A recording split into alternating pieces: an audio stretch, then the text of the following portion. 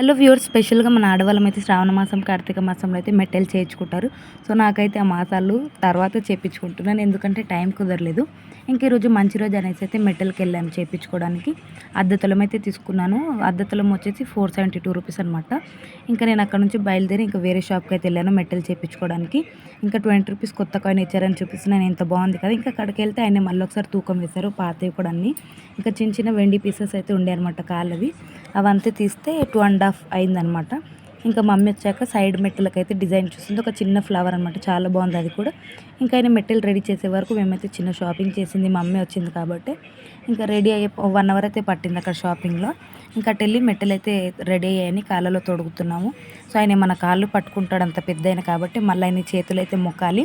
So, ఇది ఎవరైతే follow అవుతారో కామెంట్స్ చేయండి. ఇంకా పాపని ఇంటికాడ వదిలేసి వచ్చాను మేము మమ్మీ వాళ్ళ ఇంటికాడ.